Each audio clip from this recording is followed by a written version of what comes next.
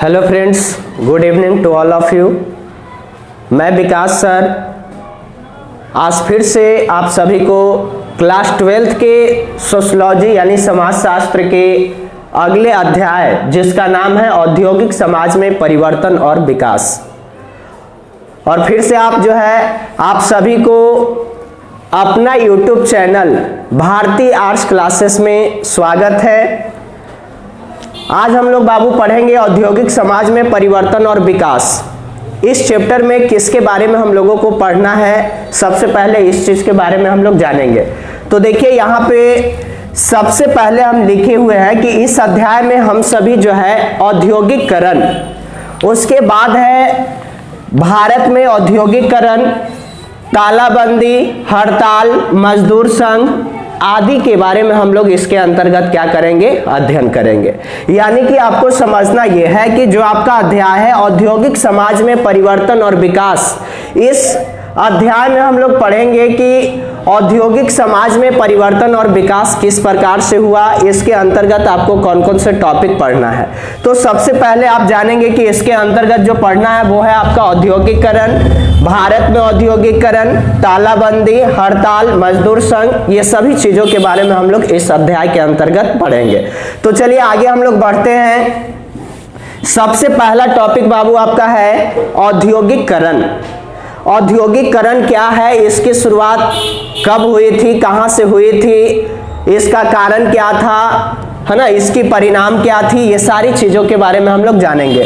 तो देखिए औद्योगिकरण के सामने लिखा हुआ है जब घरेलू पद्धति का स्थान, है ना, जब घरेलू पद्धति का स्थान कारखाना पद्धति लेता है और मानव के स्थान पर मशीन कार्य करता है, तब वह पूर्ण रूप से क्या कहलाता है, औद्योगिकरण।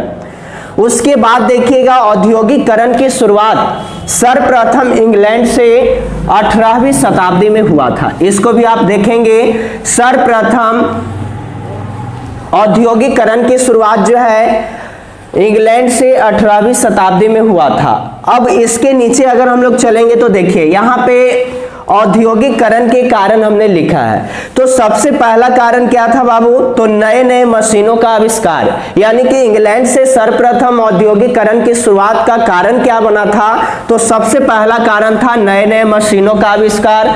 अगर दूसरे कारण की बात करेंगे तो लोहा एवं कोयला की प्रचुरता, यानी कि लोहा एवं कोयला जो था वो काफी प्रचुर मात्रा में उपलब्ध था। उसके बाद तीसरा अगर हम लोग बात करेंगे तो फैक्ट्री प्रणाली की शुरुआत, और चौथा सस्ते श्रमिक की उपलब्धता, सस्ते श्रमिक की उपलब्धता।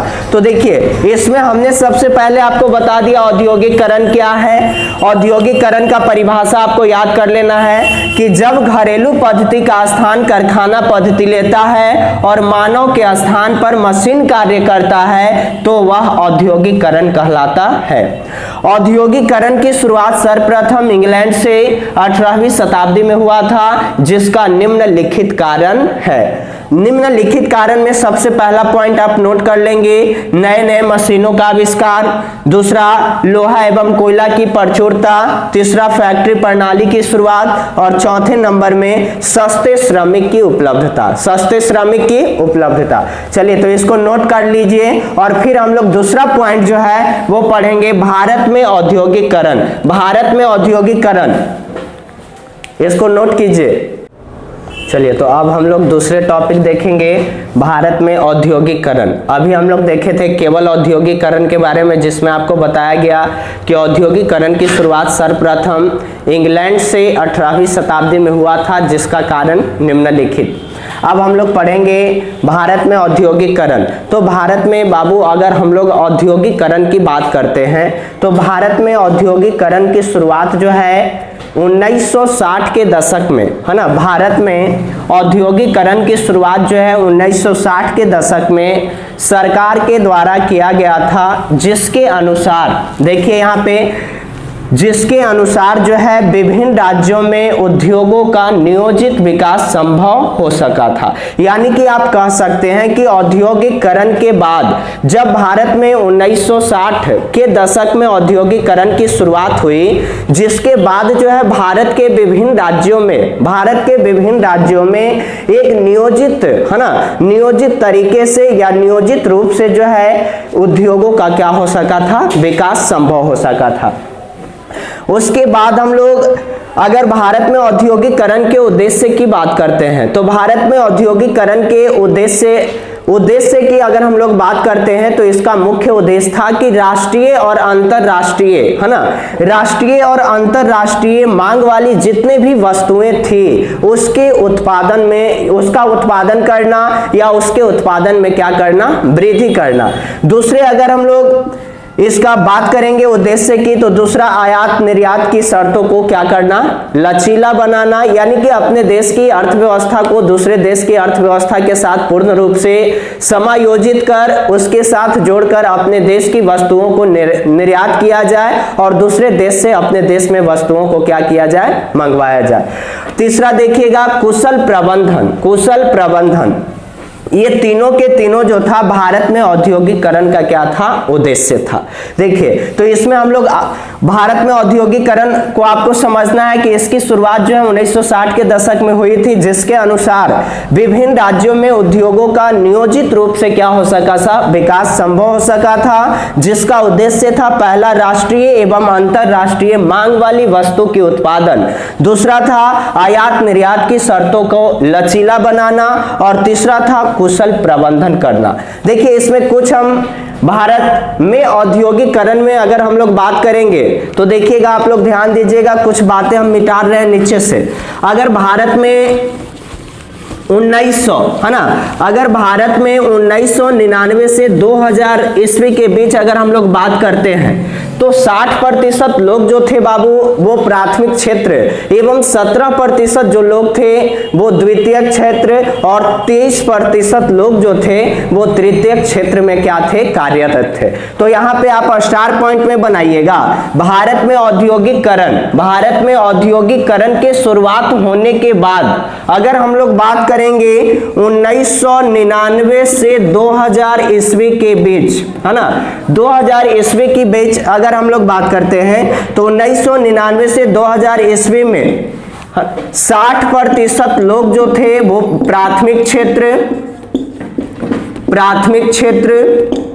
17% लोग द्वितीयक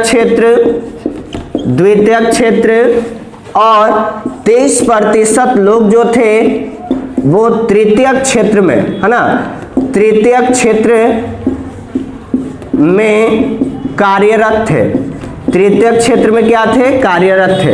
इसको भी आप नोट कर लेंगे। यानी कि भारत में औद्योगिकरण के बाद जो है 1999 से 2000 ईस्वी में है ना जो है 60% लोग जो थे वो प्राथमिक क्षेत्र, 17% लोग द्वितीयक क्षेत्र और 23% लोग जो थे वो तृतीयक क्षेत्र में क्या थे, कार्यरत थे। इसको आप नोट कर लेंगे। उसके बाद कुछ और स्टार पॉइंट में हम आपको बताएंगे। इसके बाद स्टार पॉइंट में अगर हम लोग भारत में औद्योगिकरण की खास तौर से बात करेंगे तो भारत के कुछ ऐसे उद्योग थे जिन्हें प्रारंभ समय में, जिस समय में भारत में औद्योगिकरण की शुरुआत हुई थी उस समय में अधिक महत्व दिया जाता था। जैसे अगर हम लोग बात कर ले, रुई की बात कर लेंगे, जूट उद्योग की बात करेंगे, रेलवे तथा इसके साथ साथ कोयला उद्योग की बात किया जाए तो इन सभी उद्योगों को भारत में प्रारंभ समय में, यानी कि जिस समय में अपने देश में औद्योगिकरण की शुरुआत हुई थी उस समय में खास तौर से अपने देश भारत के अंतर्गत रुई उद्योग, जूट उद्योग, कोयला उद्योग, ये सभी उद्योगों को अत्यधिक महत्व दिया जाता था। लेकिन अगर हम लोग बात करेंगे है ना, लेकिन अगर हम लोग बात करेंगे खास तौर से या विशेष तौर से अगर हम लोग बात करेंगे तो स्वतंत्रता प्राप्ति के बाद बहुत सारे ऐसे उद्योग थे है ना जिसको कोयला उद्योग के अलावा अलावा जूट उद्योग के अलावा भी उसको अत्यधिक क्या दिया गया, महत्व दिया गया। तो उसमें आपका कौन था, तो परिवहन हो गया, संचार हो गया, ऊर्जा, है ना, ऊर्जा या खनन की बात करेंगे तो ये सभी उद्योगों को मुख्य तौर से स्वतंत्रता प्राप्ति के बाद जो है क्या दिया गया, महत्व दिया गया। तो देखिए ये सभी चीजों को आप नोट कर लेंगे, उसके बाद हम आपको बताएंगे। उसके बाद आगे हम लोग पढ़ेंगे भारतीय औद्योगिक नीति के अनुसार, भारतीय औद्योगिक नीति के अनुसार जो है भारत के जो उद्योगों को कितने क्षेत्रों में बांटा गया और कौन कौन से क्षेत्रों के अंतर्गत किस उद्योग को रखा गया, इसके बाद हम लोग देखेंगे। तब तक इसको आप नोट कर लीजिए। चलिए अभी हम लोग क्या देख रहे थे, तो भारत में औद्योगिकरण के बारे में देखें, जिसमें आपको बताया गया कि भारत में औद्योगिकरण की शुरुआत 1990 के दशक में हुआ था, जिसके अंतर्गत मुख्य रूप से भारत के विभिन्न राज्यों में नियोजित, है ना, नियोजित उद्योगों का विकास संभव हो पाया था, जिसका मुख्य उद्देश्य था राष्ट्रीय अंतर्राष्ट्रीय मांग वाली वस्तुओं का उत्पादन करना, आयात निर्यात के शर्तों को क्या करना, लचीला बनाना, कुशल प्रबंधन करना। ये सब के सब भारत में औद्योगिकरण के क्या था, मुख्य, है ना, उद्देश्य की बात करेंगे तो ये सब के सब भारत के में औद्योगिकरण के मुख्य उद्देश्य थे।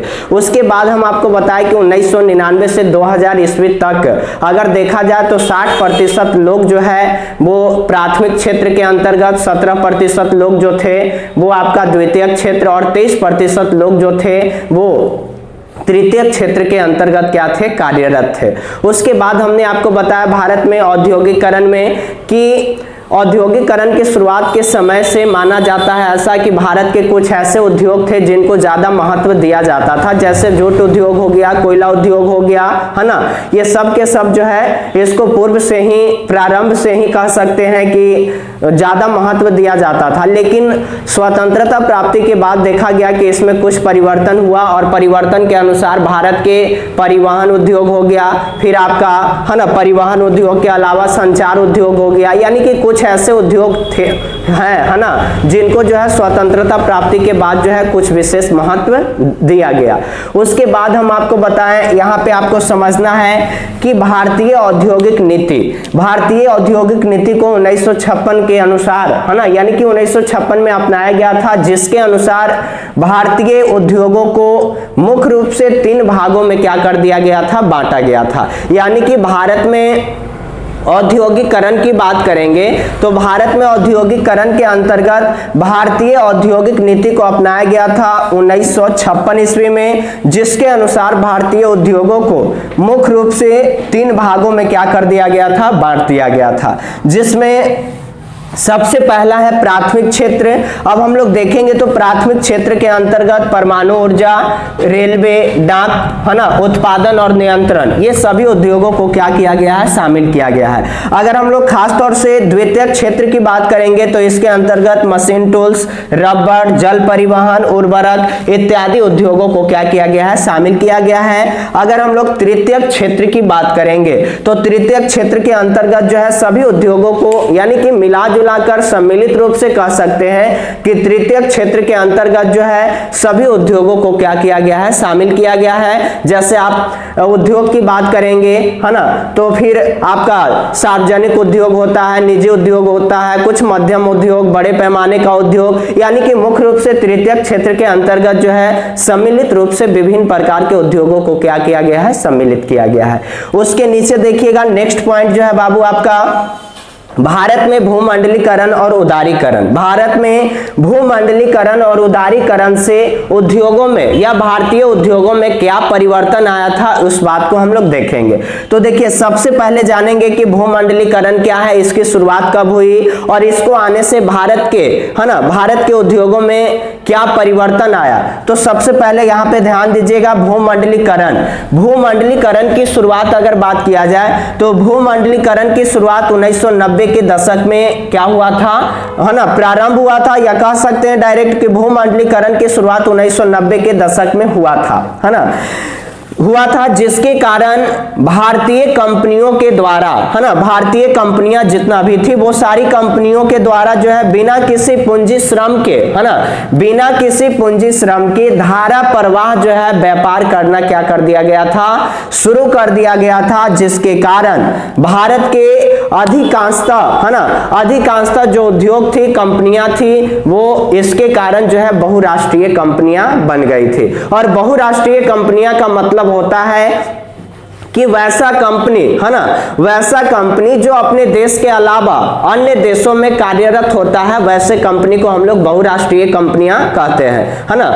उसमें आपको बहुराष्ट्रीय कंपनियां की बात करेंगे तो Coca Cola, Ford Motors, Tata Motors, Samsung, Nokia, Reliance, ये सब के सब जो है आपका बहुराष्ट्रीय कंपनियां कहलाती है, जो अपने देश के अलावा कई देशों में क्या होती है, कार्यरत होती है। तो देखिए परिवर्तन क्या आया, भारत में जब भूमंडलीकरण की शुरुआत हुआ तो इसके शुरुआत होने के बाद जो है भारतीय, है ना, भारत के जितनी भी कंपनियां थी वो सब के सब कंपनियां जो है क्या करने लगी, दूसरे देश में बिना किसी पूंजी श्रम के धारा प्रवाह व्यापार करना क्या की थी, शुरुआत की थी, जिसके कारण भारत के अधिकांशतः जो कंपनियां थी वो बहुराष्ट्रीय कंपनियां बन गई। तो इसमें मूल बातें आपको ध्यान देना है कि भूमंडलीकरण की शुरुआत 1990 के दशक में हुआ था, जिसके शुरुआत होने से भारत की जितने भी कंपनियां थी, अधिकांशतः कंपनियां वो बिना किसी पूंजी श्रम के जो है ना, धारा प्रवाह व्यापार करना दूसरे देशों के साथ क्या की थी, प्रारंभ की थी, जिसके कारण